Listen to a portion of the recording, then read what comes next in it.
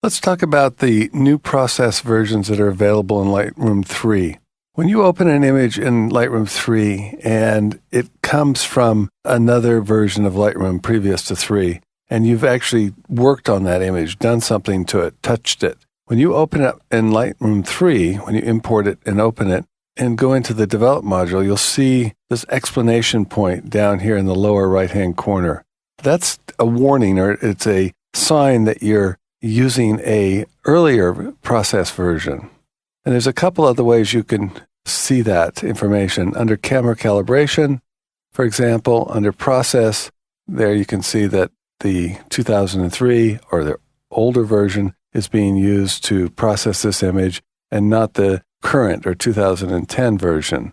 Besides there, you can look up under Settings, and here it shows the 2003 is checked and not the 2010. So the big question is, what version should you use? If you're bringing images into Lightroom for the first time, importing them, and they've never been touched by any other version of Lightroom, it's automatically going to apply the new process. And what that means is that it's been completely ramped up from the ground to optimize the image in a different way.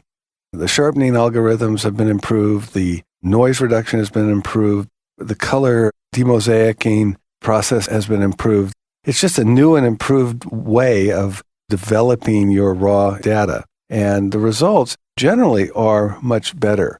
It's like, almost like you're getting a new camera in terms of the quality you're getting out of the raw data now.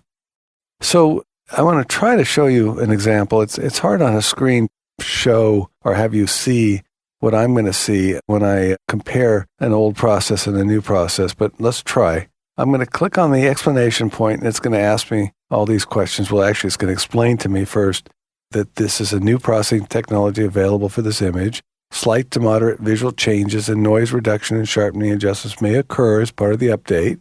You can always keep the previous version if you want. I've selected Review Changes via Before and After because I want to compare these images, and I'm just going to update that one image. You can see now before and after that. In this view, we can't really see much, but let me enlarge there. And now I can see a huge difference in sharpness, especially between the old version here and the new version. I still see some noise in the new version, but the overall sharpness and punch of the image is just so much better. And I can use the brand new noise reduction features in Lightroom 3 to easily get rid of that noise and yet maintain all that detail. So it's going to be mostly an improvement to use the new process.